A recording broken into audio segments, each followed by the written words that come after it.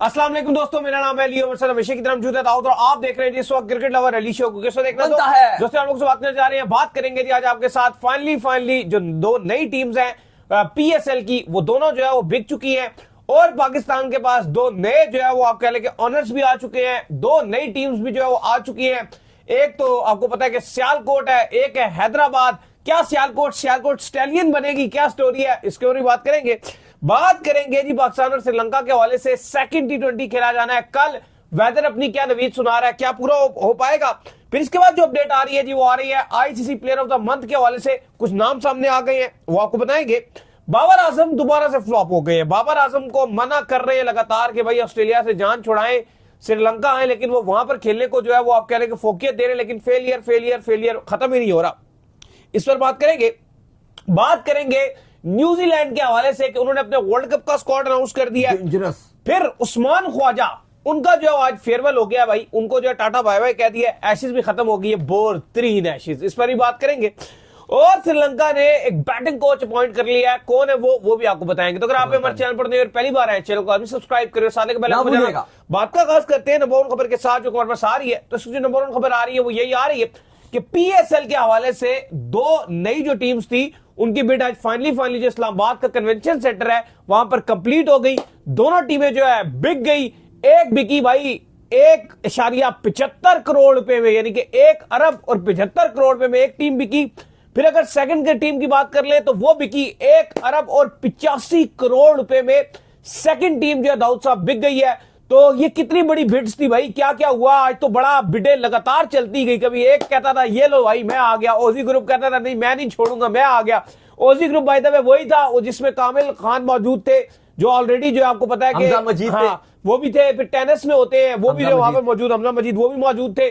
तो कामिल वही है जो ऑलरेडी आपको पता है कि इंग्लैंड में जो लेजेंड्स लीग होती है वहां पर वो पाकिस्तान की टीम को जो ऑन करते हैं। तो उन्होंने एंड में जो है बड़ा पत्ता फेंका। एक चाचू थे वहां पे हार मारने का नाम नहीं ले रहे थे, वो कह रहे थे एक 82 पर भी वो आगे थे, लेकिन जब इन्होंने एक 85 वाला फेंका तो उसके बाद चाचू मजीद जो है वो बिड्स नहीं कर पाए। और ये ग्रुप जो है लेकर मैं भी ये चाह रहा था कि ये ग्रुप ले क्योंकि बेचारे क्रिकेट में बड़ा इन्वेस्ट करते हैं। देखिए पहले तो आपको बात करनी पड़ेगी जो हैदराबाद जिन्होंने लिया भाई, उनका अगर आप ताल्लुक देखोगे और अगर आप उनका बैकग्राउंड सुनोगे तो आप खुद हैरान रह जाओगे। मैं बात कर रहा हूं फवाद सरवर की, जिन्होंने सबसे पहली टीम खरीदी और उस टाइम तक इतने पैसे किसी ने नहीं लगाए थे।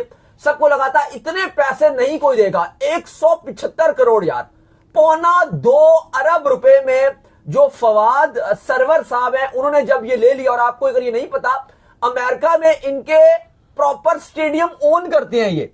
और आज काफी हाइप बना रहा है पाकिस्तान की सोशल मीडिया में। अली साहब भी मुझे बार बार दिखा रहे थे क्योंकि दो गोरी वो जो लाए हुए थे अली साहब, वो भी उनकी बोर्ड मेंबरान से आप पूछ रहे थे कौन है तो मैंने बताऊंगा कि वो कौन थी। ना मैंने पूछा और ना मैंने इतना फोकस किया, ये मुझे बार बार दिखा रहे थे और ये फोकस कर रहे थे। तो आप देख लेंगे गोरियां तक उनके बोर्ड मेंबरान में उन्होंने रखी हुई है। फिर दूसरी तरफ अली साहब वो जो होस्टन है वहां पर उनका एक स्टेडियम है।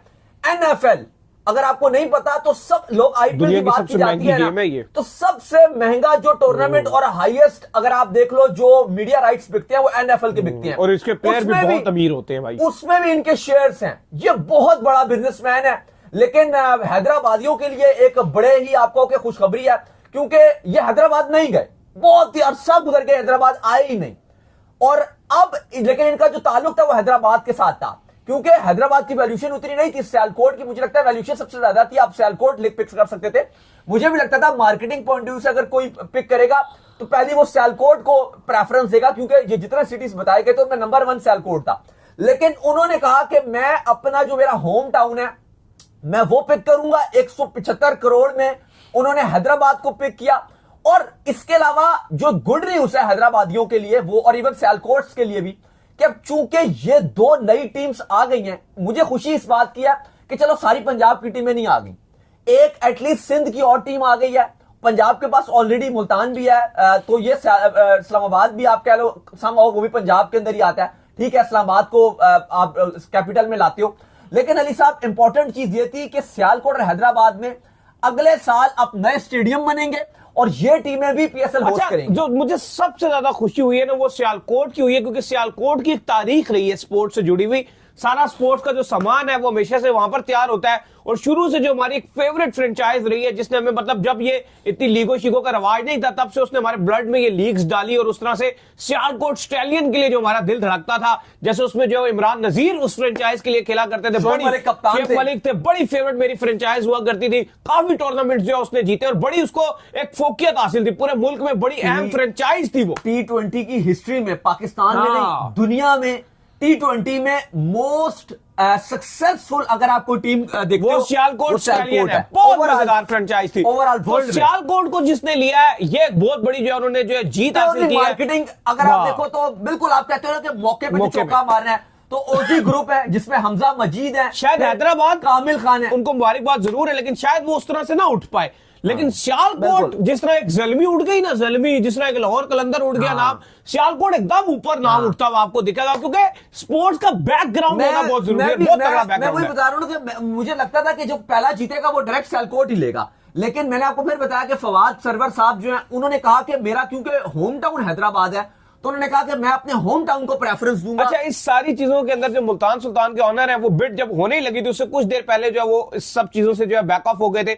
और उन्होंने ये कह दिया कि मैंने तमाम अपनी फैमिलीज और सबसे मशवरा किया है, लिहाजा मैं बिड में हिस्सा नहीं ले रहा। ये बिड जो है उन्होंने सबको कहा कि जो करना चाहता है कर ले, क्योंकि मेरा जो असल जो सिलसिला है वो मुल्तान सुल्तान के साथ है। मैं भी यही बात कर रहा था, पिछले जितने शोज हुए मैं उनमें भी यही बात कर रहा था कि कोई नई फ्रेंचाइज लेना उनका एक्चुअल में टेक्निकली बनता नहीं है। वो जो भी है वो बिलोंग करते हैं, वो एक लव करते हैं, वहां के खिलाड़ियों को वो लाना चाहते हैं, साउथ के लिए वो काम करते हैं, तो जो उनकी फ्रेंचाइज है वही उनको दी जाए। और उन्होंने भी यही कहा कि अगर मेरे पास मेरी फ्रेंचाइज आई या वो जब भी बिकी तब मैं उसके लिए जरूर आऊंगा, लेकिन फिलहाल मैं नहीं। इस बार उन्होंने कहा कि मैं फैंस के साथ बैठ के चीयर करूंगा और अगले साल जो है फिर वो मैं मुल्तान सुल्तान की ओनरशिप जब दोबारा आएगी मैं फिर बिड करने के लिए आऊंगा।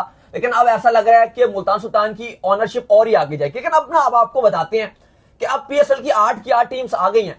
अब इसमें आपको बताते हैं कि कौन सी टीम के कितना प्राइस है इस टाइम। हर साल की फीस है, ये हर साल की आपको फीस देनी है। जो पहली आपकी 6 फ्रेंचाइजीज, अगर आप सॉरी चलो मुल्तान को भी हटा दो, वो नहीं है इसमें क्योंकि अभी वो आई नहीं बिकने के लिए। इस बार तो पीसीबी फ्री ऑफ कॉस्ट ही चलाएगा क्योंकि अपने आपको पैसे देंगे नहीं। लेकिन जो 5 अली साहब आपकी फ्रेंचाइजीज हैं, पहली 5, अगर आप उनके कंपैरिजन पैसे गिनोगे और उसके बाद अगर आप इन 2 फ्रेंचाइजीज के गिनोगे पैसे देखोगे, बहुत ज्यादा फर्क है। इस बार जो पहले हम आपको बताते हैं कि जो सबसे सस्ती टीम है, सबसे सस्ती टीम इस बार जो 1 साल का पे करेगी, 10-10 साल के लिए आपको दे दी गई है इन सब टीमों को, और कहा गया ऑनर्स को कि हर 1 साल के लिए आपको ये फीस देनी पड़ेगी। ये जो फीस हमने आपको बताई है ना, ये 175 करोड़, ये 1 साल की फीस है, याद रखिए। पीएसएल शुरू होने से पहले आपको ये देनी है। ये पीसीबी के खाते में जाएगा, इसका कोई खाता नहीं। और जो टीम आपको बनानी है, जो आगे खर्चा करना है, कोचेस लगाने, उसका खर्चा अलग है, वो नहीं है इसमें शामिल। कोयटा टोटल जो पैसे पे करेगा पाकिस्तान क्रिकेट बोर्ड को 1 साल का, और जिस पे उन्होंने टीम खरीदी है वो है 34 करोड़ की। लेकिन ये 10 साल पहले हुई थी। 10 साल नहीं, अभी वैल्यूएशन नई वैल्यूएशन हुई है, बढ़ाई भी है। लेकिन चले इनको फायदा इस चीज का हो गया ना कि इन्होंने 10 साल पहले पेमेंट भरी थी, प्रॉफिट में है ना। बिल्कुल। इन्होंने ये लोग उस टाइम के ऊपर आए थे जबकि किसी को पता नहीं था कि यार ये लीग चल भी जाएगी या नहीं। उस टाइम 5 बिडर आए थे और 5 के 5 को टीमें मिल गई, तो उस टाइम किसी को आइडिया नहीं था। इसलिए ये आप मतलब क्यों मैं इसलिए आपको बता रहा हूं कि पैसों का इतना बड़ा फर्क आएगा तो आप कहेंगे यार ये तो बड़ी ज्यादा शैती नहीं है। वो 10 साल का वैल्यूएशन, ये वो सारी चीजें डाल के और उस टाइम पर इन लोगों ने लीग को उठाया। लेकिन एक चीज है ना कि अगर मैं भी आपसे पूछता हूं कि आज अगर सियालकोट 185 करोड़ में और हैदराबाद 175 करोड़ में है, मेरा सवाल यह है कि क्या पीएसएल इतना प्रॉफिट बना के देगी कि इनके सारे पैसे पूरे हो जाएंगे? ये तो मुल्तान सुल्तान को हमने देखा था, वो तो 100 करोड़ भी जब दे रहे थे वो कहते हैं मैं कुछ नहीं लॉस करा के भागे एंड में। क्योंकि जो बाकी फ्रेंचाइजीज है, क्योंकि हमें जो अपडेट्स आई थी, कुछ मालिकान है उनके साथ हमारी गपशप हुई थी, जो बताते हैं, अब वो सही बताते हैं नहीं बताते, लेकिन जो हमने 2-3 से बात किया वो कहते हैं तकरीबन जो एक फ्रेंचाइज पैसे कमाने में जो कमा लेती है वो तकरीबन 90 करोड़ तक कमा रही है, 90 से 95 करोड़ तक एक फ्रेंचाइज कमा रही है अभी तक, जो पिछले सालों में पिछले 3-4 साल से कमा रहे हैं। तो उसमें देखा जाए तो सारी प्रॉफिट में थी।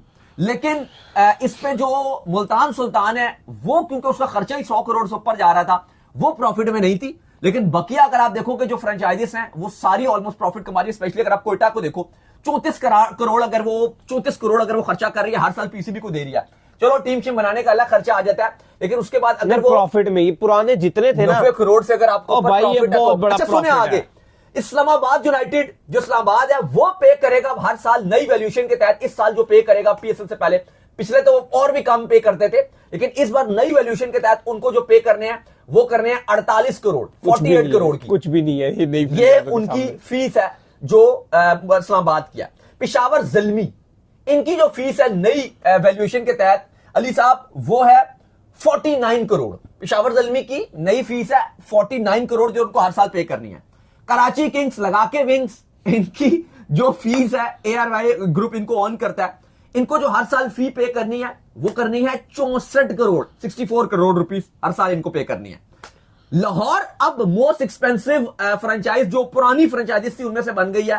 पहले कराची किंग्स थी अभी तक, लेकिन अब नई वैल्यूएशन के तहत लाहौर को और कराची में फर्क बहुत कम है। कराची आपको बताया 64 है और लाहौर को हर साल पे करना है 67 करोड़, 67 करोड़ लाहौर को करना है। और आज जो कुछ घंटे पहले या कुछ मिनट पहले जो हिस्ट्री क्रिएट हो गई, इतनी ज्यादा के हर जगह चर्चे शुरू हो गए, इवन इंडिया में भी बातें करना शुरू हो गए हैं। हम देख रहे हैं कि इंडिया की जो काफी सारे डिजिटल है, सोशल मीडिया के प्लेटफॉर्म्स हैं, काफी सारे उनके जर्नलिस्ट हैं, वो भी बात करना शुरू हो गए हैं कि भाई इतने ज्यादा पैसे क्योंकि वो असल में ना इंडिया में एक बड़ा वहम रहता है, वो समझते हैं कि बिल्कुल ही पाकिस्तान गया गुजरा, कुछ हो ही नहीं रहा, कुछ है ही नहीं, वो कुछ ज्यादा ही समझते हैं। ऐसी बात नहीं है, बल्कि अगर आप पाकिस्तान में वे ऑफ लिविंग स्टाइल देखो, आपको इंडिया से बेहतर नजर आता है, श्रीलंका से बेहतर नजर आता है, बांग्लादेश से आपको बेहतर नजर आता है। टू बी वेरी ऑनेस्ट, हम जीडीपी की बात नहीं कर रहे, लेकिन हम वे ऑफ लिविंग की बात कर रहे हैं।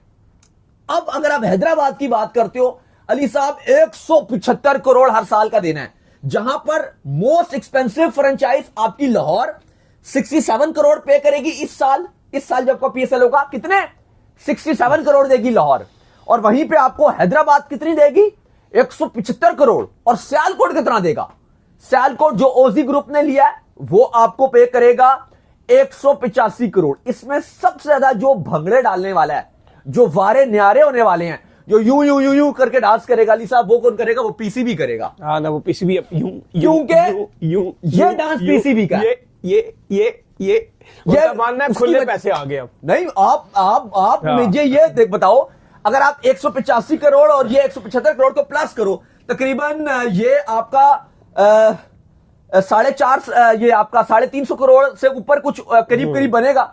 और अगर आप बकिया जितनी फ्रेंचाइज है उन सबको भी मिला लो तो इतने पैसे नहीं बनते। यही बात है। तो ये जो दो टीम्स हैं, ये पाकिस्तान क्रिकेट बोर्ड का जो खजाना है ना, खजाना उसकी तिजोरियां भर देगा भाई। ये जो दो नई टीम्स हैं, इनकी जो फीस है 185 करोड़ सियालकोट हर साल देगा, 175 करोड़ आपका हैदराबाद हर साल पाकिस्तान क्रिकेट बोर्ड को देगा। और अगर आप कैलकुलेटर निकाल के प्लस करो, लाहौर के 67 करोड़, कराची के 64 करोड़, पेशावर के 49 करोड़, इस्लामाबाद के 48 करोड़ और कोयटा के 34 करोड़, ये मिला के भी ये जो 5 फ्रेंचाइजेस हैं, ये इतने पैसे नहीं बना के दे रही जितनी जो 2 नई फ्रेंचाइजेस आई हैं ये पाकिस्तान क्रिकेट बोर्ड के खजाने भर देंगी। प्लस मैं आपको एक और बड़ी चीज बता दूं, ये तो चलो बात हो गई, ऑनर के हवाले से बात हो गई, हमने बता दिया कि जो सर्वर साहब है उनका बैकग्राउंड बहुत हैवी है, वो अमेरिका में स्टेडियम होस्ट करते हैं, वो यहां पर भी बहुत बड़े बड़े प्लान्स के साथ आएंगे। और आपको पता है सियालकोट वाले, जो सियालकोट पॉसिबल तौर पे जो अपडेट्स है वो सियालकोट स्टैलियंस का नाम यूज कर सकते हैं। और ये दाऊद साहब सियालकोट जिन्होंने ली है ना, ये बेसिकली 3 ऐसा लग रहा है कि तीनों इन्वेस्टर्स ने मिलकर ऐसा लग रहा है, ये 3 ओजी ग्रुप को सामने किया है, ओजी ग्रुप को सामने करके 3 इन्वेस्टर हैं और तीनों ने मिलकर ये, हाँ ऐसा ही नजर आ रहा है। लेकिन अली साहब इस बार जो PSL की शेड्यूलिंग है वो आपको बता दे, जो हमें हमारी बात हुई PSL के इंतजामिया से, इस बार डिफरेंट शेड्यूल है, नॉर्मल शेड्यूल नहीं है जैसे हर बार एक ऐसे होता है, ऐसे नहीं है। इस बार आपका जो सुपर 6 राउंड है वो PSL में रखा, अगर वो बड़ा इंटरेस्टिंग होगा। इससे फायदा ये होगा कि IPL की तरह ऐसा नहीं हो जाएगा कि PSL 2.5 महीने की तक लंबी चली जाएगी। महीना वही होगा कि 1 महीना आप 5-6 दिन में खत्म करोगे और 8 टीमों को आप एंटरटेन भी करोगे। इसमें यह होगा कि आप थोड़े से एक टीम तो आप एक से खेलोगी, सारी टीमें एक बार एक से मैचेस खेलेंगी, और उसके बाद कुछ जो फॉर्मेटिंग है वो डिफरेंट की जाएगी, सुपर 6 की जाएगी, उस पर ऑफिशियल होना बाकी है। लेकिन हमने आप पिछले शो में आपको बताया भी, अभी टाइम कम है तो भी डिटेल में नहीं जाएंगे। लेकिन अली साहब उसकी वजह से, क्योंकि आपने फॉर्मेट चेंज कर दिया है, तो जो मजा है वो बड़ा ज्यादा आना है और प्लस इंटरेस्टिंग होगा बहुत ज्यादा। अच्छा, इसके बाद जो अपडेट आ रही है वो आ रही है पाकिस्तान और श्रीलंका के हवाले से, सेकंड T20 को लेकर अपडेट आ रही है जो कि कल खेला जाना है। पहले T20 ऐसा हुआ कि उसने सीरीज की फिर दोबारा से जो जान ही मार दी, इतने दिन के बाद इंटरनेशनल शुरू हुआ और इतने फक्कड़ तरीके से शुरू हुआ, हम ये एक्सपेक्ट नहीं कर रहे थे। लेकिन भाईजान खबर अब ये आ रही है कि वहां पर जो वेदर है वो ये नवीद सुना रहा है कि शायद जो कल का मैच है वो हो ही ना सके। पूरा दिन जो है कल का ऐसा लग रहा है रहा है कि धुलने जा रहा है। अलबत्ता हर गुजरते दिन के साथ जो है वेदर प्रेडिक्शन चेंज भी होती रहती है। उम्मीद करते हैं कि मैच हो जाए, लेकिन दाऊद साहब ऐसा लग नहीं रहा कि कल का मैच होगा। अब मौसम दंबुला में इस टाइम बहुत खराब है और पूरा ये बरसात का मौसम ऐसा लग रहा है कि वहां पर चल रहा है। आज भी प्रॉपर वहां पे बरसात रही है, प्रॉपर बारिश रही है। कब नहीं होता श्रीलंका में बरसात का मौसम, तो हम तो जब भी जाते हैं श्रीलंका में ऐसा लगता है कि आधे घंटे के बाद बारिश शुरू हो जाती है, आधे घंटे बाद सब खत्म। और सारे मजे की बात यह कि धूप निकली होती है, लोग छतरियां लेके चल रहे होते हैं साथ। मैं दाऊद में यार ये छतरियां मतरियां लेके क्यों चल रहे हैं, 10 मिनट के बाद अगले छतरियां खोल देते हैं। आप वहां की तो प्रेडिक्शन भी वेदर की नहीं कर सकते। मुझे याद है वो पाकिस्तान और श्रीलंका की प्रैक्टिस चल रही थी, तो हम वहां पर पता भी नहीं था कि बारिश आएगी। वो बांग्लादेश की टीम वहां पर आ गई, पाकिस्तान, श्रीलंका, बांग्लादेश तीनों टीमें एक साथ पहुंच गई थी। अभी बांग्लादेश की टीम ने प्रैक्टिस स्टार्ट नहीं की थी, पाकिस्तान ने प्रैक्टिस कर ली थी और श्रीलंका ने भी अपनी प्रैक्टिस कर ली थी। बांग्लादेश की टीम ने भी प्रैक्टिस करनी थी। अब वहां पे क्या हुआ, हम सोच भी नहीं सकते थे कि एक सेकंड हम अपना कोई वीडियो शायद रिकॉर्ड कर रहे थे, शो कर रहे थे, खोल रहे थे। हाँ, अभी बल्कि हमने स्टोरी शुरू नहीं किया था, किसी एक टीवी चैनल था शायद, उसके साथ हमने 2-4 मिनट बात की थी और अभी हम अपना वीडियो रिकॉर्ड करने वाले थे। और भाई 2 मिनट में ऐसी बारिश आई, इतनी बारिश आई कि सारे अपने वो खिलाड़ी होते, चलो हमारे पास भी अपना सामान था वैसे इक्विपमेंट से, खिलाड़ी अपने किट्स वगैरह बचा रहे हैं, अपने बैट्स और चीजें सारी वो शेल्टर में भाग रहे हैं। वो सोच भी नहीं सकता था एकदम से बारिश और इतनी तेज बारिश। और जिधर मैं खड़ा था साथ मेरे शकीबुल हसन खड़ा था, तस्कीन अहमद खड़ा था, ये भाई शेंटू के पास चले गए थे मौका ढूंढते ही, क्योंकि हम सारे एक ही छत के नीचे थे। सारे लोग खिलाड़ी साथ एक ही थे। इन्होंने शेंटू को पकड़ लिया, तो वहां से इनकी शेंटू के साथ बड़ी अच्छी गुफ्तगू भी शुरू हो गई। मुझे कहते रहे अली शेंटू के साथ जल्दी तस्वीर खींच, लेकिन मैंने कहा यार शेंटू के साथ जाने दीजिए। अच्छा, तो जो मौसम है वहां का श्रीलंका का, वो थोड़ा सा आप कह लो कि बहुत अनप्रिडिक्टेड रहता है। लेकिन अली साहब करंटली अगर आप देखो तो ऐसी सिचुएशन नहीं है। लगातार आज भी श्रीलंका में बात हो रही थी, तो वेदर की वहां से अपडेट्स ले रहे थे हम, तो वो अपडेट यही आ रही थी कि आज भी बारिश रही है, बीच में रुक भी रही थी, लेकिन लगातार आज भी इवन कहा जा रहा था कि थोड़ी बारिश थी आज, जो वेदर फोरकास्ट बता रहा था, लेकिन ठीक ठाक आज बारिश रही है। अभी भी थोड़ी देर पहले बात हो रही थी, हल्की हल्की बारिश लगी हुई थी। टोटल अगर आप देखो गीला माहौल था, कवर्स जो थे वो बीच में ऑन रहे थे, तो काफी ज्यादा बारिश आज भी रही थी। तो वो जो वेदर फोरकास्ट है वो बिल्कुल भी अच्छा नहीं है, और जो कल का वेदर बताया जा रहा है वो भी बिल्कुल अच्छा बताया नहीं जा रहा, लेकिन फिर भी हम उम्मीद करते हैं, क्योंकि वेदर चेंज होता है। आज क्योंकि बारिश हो गई है, तो कल जुमे को तो वैसे भी बताया गया था कि बारिश बहुत ज्यादा रहेगी, तो उम्मीद करते हैं कि शायद थोड़ा मौसम खुल जाए।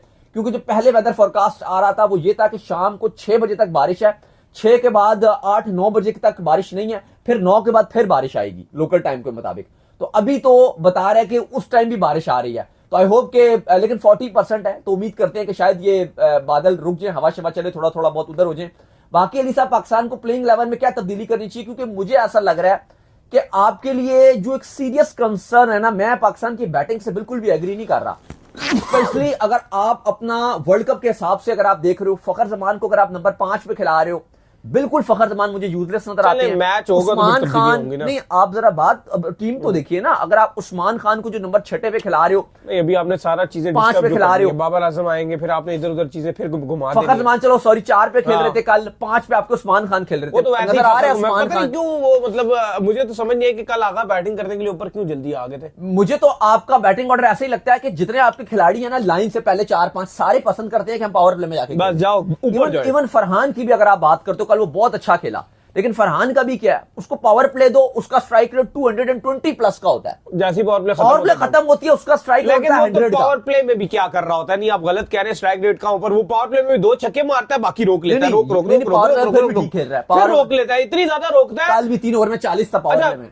चलो कल था ना, वैसे नॉर्मली क्या होता है उसका 18 स्कोर हुआ होता है, बॉलें उसकी 14 हो जाती हैं, और बाद में देखो ऐसा लगता है 2 छक्के 1 चौका, बाकी कहां गई। यही मैं आपको बता रहा हूं, ये जो आप बता रहे हैं ना, यही तो मसला है कि पावर प्ले में उसका रन वो 200 के स्ट्राइक रेट, पावर प्ले में भी उससे सिंगल नहीं होते अलबत्ता, नहीं, लेकिन वो बाउंड्रियां पूरी मारता है, रोटेट स्ट्रेट नहीं होता। मसला जब आता है, जो आप बात कर रहे हो ना 110-20 का स्ट्राइक रेट उसका एंड में आपको नजर आता है, वो इसलिए आता है कि जैसी पावर प्ले खत्म होता है उसके बाद वो सिंगल या रोकना या डॉट शुरू कर देता है। सिंगल भी तो नहीं लेता ना, सिंगल ले तो चलता भी रहेगा। अब यही तो मसला है कि वही जो पावर प्ले में पास रोक लेता, वो 200 के स्ट्राइक रेट से खेल रहा होता है, पावर प्ले के बाद वो 100 या 90 के स्ट्राइक रेट से खेलता है, और एट द एंड जो उसका स्ट्राइक रेट आता है वो आपको 120 के अंदर आता है। अब मसला ये है कि वो छोड़ो, फिर सलमान अली आगा से भी मिडिल ओवर में स्ट्राइक रोटेट नहीं हो रही। मुझे जो पाकिस्तान का इस टाइम इशू नजर आ रहा है ना, वो आपके पास 7 ओवर से लेके ना 15-16 ओवर तक के जो प्लेयर्स है ना, वो आपके पास नहीं है। हार्ड हिटिंग में फिर भी आपके नवाज हैं, चलो फहीम शायद कर जाए, कुछ शाहीन आ जाए, वो आपके कर दें। हार्ड हिटिंग मुझे लगता है आपकी 4 ओवर फिर भी ठीक है, लेकिन जो मिडिल ओवर्स है ना आपके, ये जो आपके 7 ओवर से लेके आपके स्पेशली 14-15 ओवर्स तक,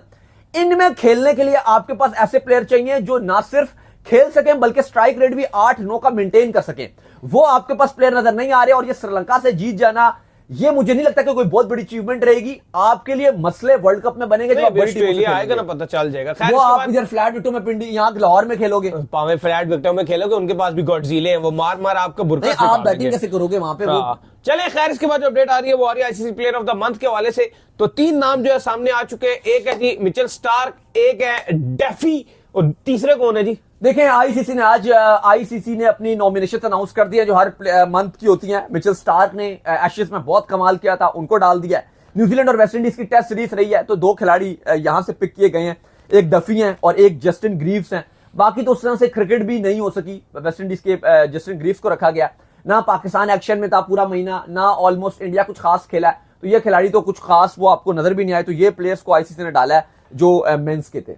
अच्छा खैर, इसके बाद जो अपडेट आ रही है जी हमारे पास, वो आ रही है बाबर आजम के हवाले से। तो आज जो है बाबर आजम और जो हारिस रऊफ है, इनकी टीमों के दरमियान जो है मैच था। इवन बाबर आजम की जो टीम है ये मैच जरूर जीत गई, लेकिन बाबर आजम का एक बार फिर से फ्लॉप शो देखने को मिला।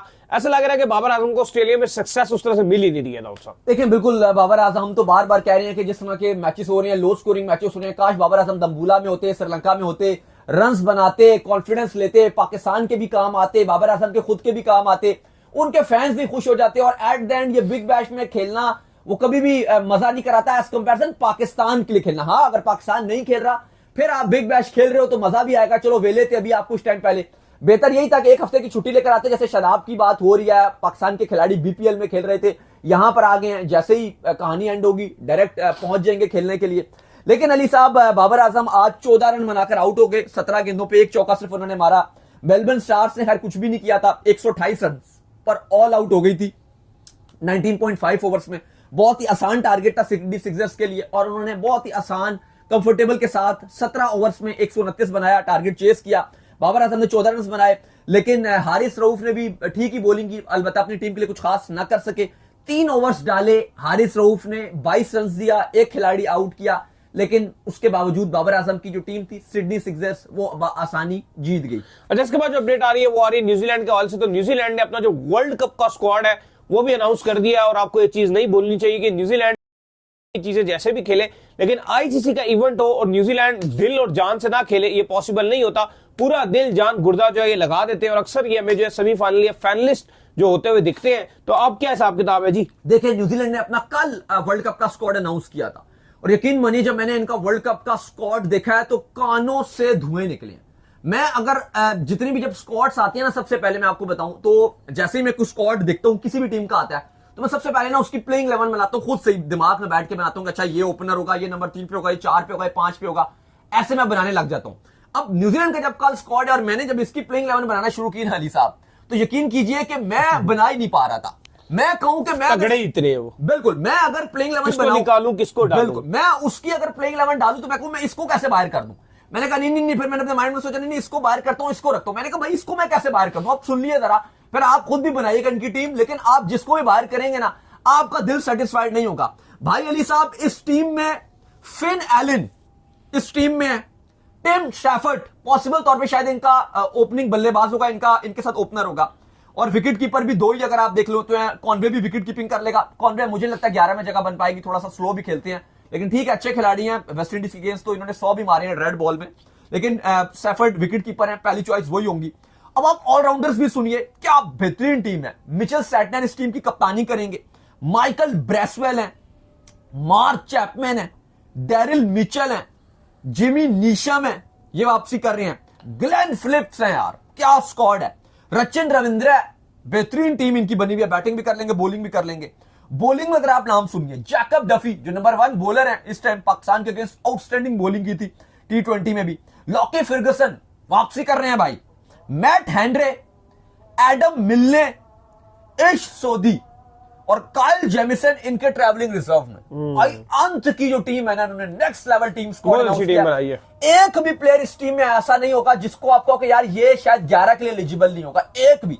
ये 15 रुकनी जो स्क्वाड है, 16वां काइल जेमिसन है जो ट्रैवलिंग रिजर्व है, जो इनके 15 रुकनी स्क्वाड है, all to one best of best है। आप मार्क चैपमैन को खिलाओगे, आप जिमी नीशम को भी आपको खिलाना पड़ेगा, डेरिल मिचेल को आप कहां खिलाओगे, आप कॉन्वे की जगह ही नहीं बन पाएगी इस टीम में। मतलब आप टीम देखो कितनी खतरनाक है। स्पिन में अगर आप देखो, अगर आप माइकल ब्रेसवेल को खिलाते हो, साथ आप जो है वो मिचेल सेटनर तो कप्तान है, वो खेलेंगे, दोनों ऑलराउंडर्स भी हैं, फिर आप इस सोजी को कैसे खिलाओगे? मतलब अगर आप बॉलिंग में देख लो, अगर आप पहले 2 बॉलर देखोगे, शायद से पहले 2 बॉलर इनके जैकब डफी, क्योंकि नंबर 1 बॉलर हैं, बेस्ट है, बेहतरीन कर रहे हैं। लॉकी फर्गुसन इनका आप कहो कि पेसर है, स्पीड स्टार है, वो तो खेलेगा। जहर आप 2 पेसर खिलाओगे, वैसे भी ऑलराउंडर्स भी आपके पास मौजूद हैं, तो क्या आप मैट हेनरी को बाहर कर दोगे? क्या आप एडम मिलने को बाहर कर दोगे? मतलब ये भी फिर एक बड़ी अजीब सी बात है। तो बहुत तगड़ी टीम है इनकी। अच्छा, इसके बाद जो अपडेट आ रही है जी हमारे पास, अपडेट आ रही है एशेज के हवाले से। तो आज फाइनली जो थकी हुई एशेज है वो खत्म हो गई। एशेज से पहले लग रहा था पता नहीं एशेज कैसी हो जाएगी, ओए आग लग जाएगी, ये हो जाएगा, वो हो जाएगा।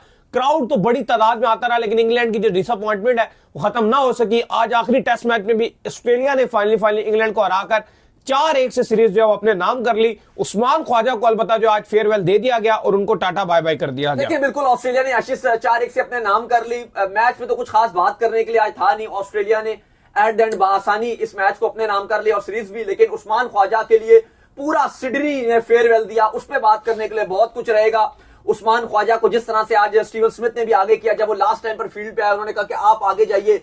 सारे खिलाड़ियों ने उनको कांग्रेचुलेट किया कि आपका शानदार कैरियर रहा है, आप ऑस्ट्रेलिया के लिए रन्स बनाने में टॉप 14 की अगर आप बात करो तो उसमें आपका नाम है, जिसमें बड़े बड़े डॉन ब्रैडमैन से लेके Ricky Ponting, David Warner, Michael Clarke जैसे बड़े बड़े नाम है। उन टॉप 14 जो बेस्ट ऑस्ट्रेलवी क्रिकेटर एवर प्रोड्यूस है रेड बॉल के बल्लेबाज, उनमें ख्वाजा जी का नाम रहेगा। और फाइनली ख्वाजा जी ने तमाम तरह की क्रिकेट को खैर बात कह दिया है। उनकी फैमिली भी मौजूद थी, क्रिकेट ऑस्ट्रेलिया ने भी उनको मुबारकबाद दी और अब उन्होंने रिटायरमेंट का ऐलान कर दिया। आई डोंट थिंक सो कि इससे बेहतर आपका फेयरवेल हो सकता था कि आपने एशेज भी अपने नाम कर ली। अच्छा, इसके बाद जो अपडेट आ रही है वो आ रही है श्रीलंका के हवाले से। तो श्रीलंका ने लगातार बैटिंग फेलियर के बाद अपने लिए एक बैटिंग कोच जो है वो हायर कर लिया है। कौन है जी ये? देखिए भारत के जो कोचिंग फराइज अंजाम भी दे चुके हैं, भारत के साथ भी इन्होंने काम किया, बैटिंग कंसल्टेंट का विक्रम राठौड़।